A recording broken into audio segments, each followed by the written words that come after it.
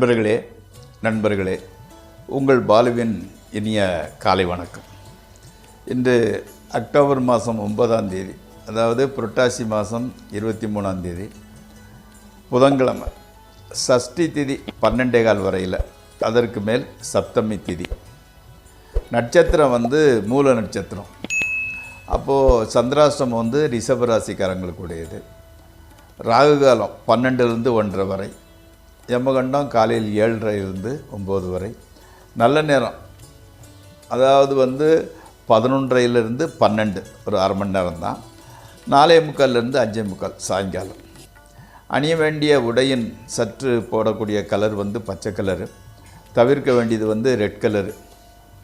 சாப்பிட்டது கோதுமையில் சம்மந்த சப்பாத்தி, பூரி, கோதுமை ரவை உப்புமா, அந்த மாதிரி எதையும் சாப்பிட்டு கொள்ளலாம்.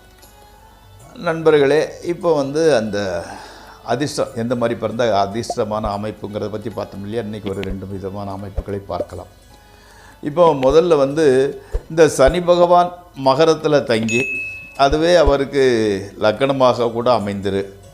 சூரியன், சந்திரன், செவ்வாய், புதன் போன்ற கிரகங்கள் சொந்த வீட்டில் இருந்தால் ஜாதகர் மாட மாளிகைகளுடனும் எந்த விதமான குறைபாடுமின்றி பரிவாரங்களுடனும் வாகன வசதிகளுடனும் ஒரு குறையுமின்றி படோடபமாக வாழ்வார். சுகபோகமான வாழ்க்கைக்கு அடையாளமாக இருப்பார். அப்போ மகர லக்னம், லக்னாதிபதி ஆட்சி, சூரியன், செவ்வாய், புதன் இந்த மாதிரிப்பட்ட சந்திரன் உங்கள் சொந்த வீட்டில் இருந்தால் மிகப்பெரிய வாழ்க்கை வாழ்வார். அவருக்கு ஒரு குறைவும் வசதி குறைவும் வராது.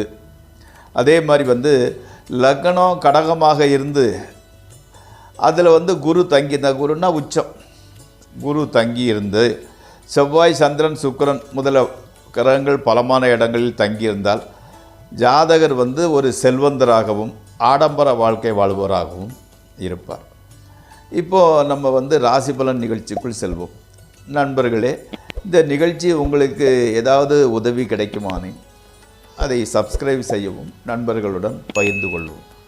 வாருங்கள் நிகழ்ச்சிக்குள் செல்வோம்.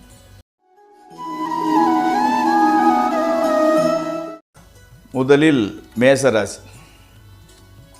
பெற்றோர்களோட கோயில் குளங்களுக்கு சென்று வரும் வாய்ப்பு வருகிறது. சென்று வாருங்கள். அன்னையின் மனம் மகிழ்ச்சியில் இருக்கிறது. உயர்கல்வியில், அதாவது ஹையர் எஜுகேஷனில் சேர நினைத்தவர்களுக்கு நல்ல வாய்ப்பு வருகின்றது. குடும்பத்தில் சுபகாரிய நிகழ்ச்சி ஒன்று நடக்கப் போகிறது. ஸோ இன்றைய பொழுது நல்ல பொழுதாகவே கழிகின்றது. அடுத்து ரிஷபராசி. இன்றைக்கி சந்திராஷ்டம தினம். வீண் அலைச்சல், வீண் கவலை, வீண் செலவு தான் நடக்கும். அதனால் புதிய முயற்சி, தூரமாக பிரயாணம் போகிறது, ட்ரேடிங்கு, ஸ்பெக்குலேஷன், முக்கியமான மீட்டிங் போன்றவற்றை மேக்சிமம் தவிர்த்து விடவும். அடுத்து மிதுன ராசி. மனைவி அல்லது கணவன் பெயரில், அதாவது இடம் அல்லது மனை அல்லது வாகனம் வாங்குவது அல்லது தொழில் ஆரம்பிப்பது நடக்கிறது. பணப்பழக்க வழக்கங்கள் நன்றாகவே இருக்கிறது.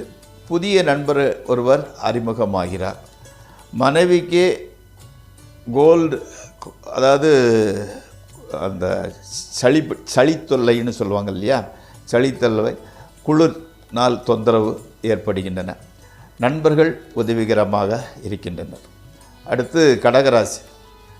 பணச்செலவு அதிகமாகிறது. அதனால் கடன் வாங்க வேண்டிய ஒரு சூழ்நிலை உருவாகிறது. அம்மாவோட உடம்பு கொஞ்சம் டல்லாக இருந்துக்கிட்டு இருக்குது. மாணவர்களுக்கு ஒரு சின்ன பிரயாணம், அவங்க ஸ்கூல் மூலமாக போனாலும் சரி, இவங்களாக போனாலும் சரி, சின்ன பிரயாணம் உண்டாகிறது. வேலை இல்லாதவர்களுக்கு வேலை கிடைக்கின்றது. அடுத்து சிம்மராசி. குழந்தைகளுக்கான செலவு அதிகமாகிக்கொண்டே செல்கிறது. காதலர்களுக்கு ஒரு மகிழ்ச்சியான நாள். பிக்னிக்கு, விருந்து போன்ற நிகழ்ச்சிகளுக்கு ஜோடியாக சென்று வருகின்றீர்கள்.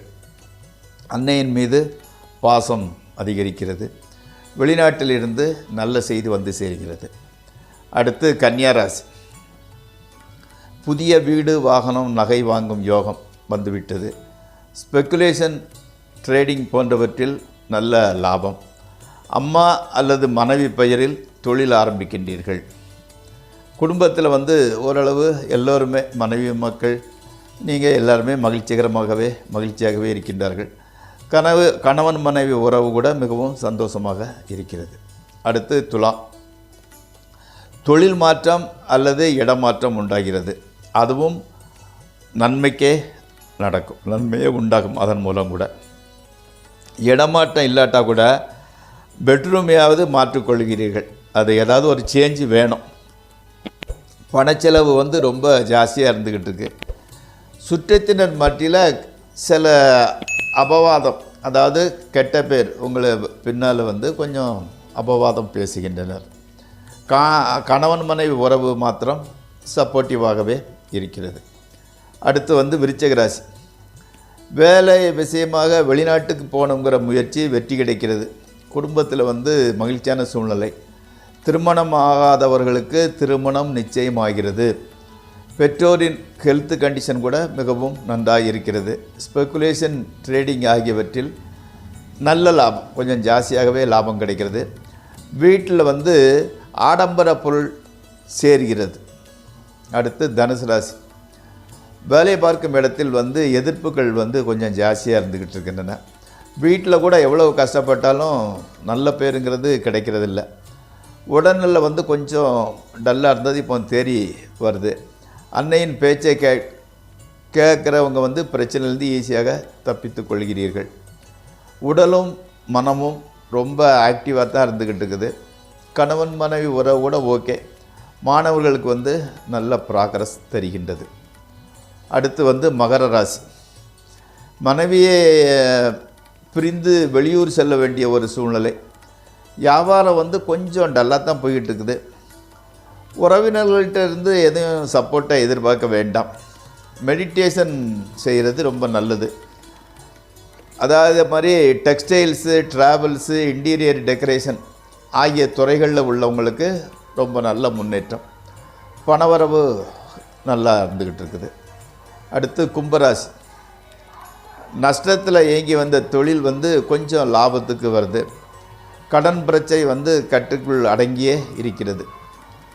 மேலதிகாரிகளோட சிபாரிசினால் உத்தியோக உயர்வு அல்லது பதவி உயர்வு, அதாவது ஊதிய உயர்வு, இன்க்ரிமெண்ட் கிடைக்கிறது.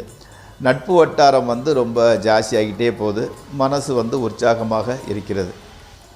அடுத்து மீனராசி. உத்தியோகத்தில் வந்து ஓரளவு நல்ல பெயர். மேலதிகாரிகள் வந்து உங்களுக்கு சப்போர்ட்டிவாக இருக்காங்க. பழமையான கோவிலுக்கு செல்லும் வாய்ப்பு கிடைக்கின்றது. புதிய தொழில் ஆரம்பித்தல், புதிய ஆர்டர்கள் வருவது என வந்து தொழில் களை கட்டுகிறது. பணச்செலவு, பிரயாணம் கொஞ்சம் ஜாஸ்தி தான். குடும்பத்தில் ஒரு மகிழ்ச்சியான சூழ்நிலை. நண்பர்களே, இந்த ராசி பலன் நிகழ்ச்சி இத்துடன் முடிவடைகிறது. நாளை மீண்டும் சந்திப்போம். உங்கள் பாலு.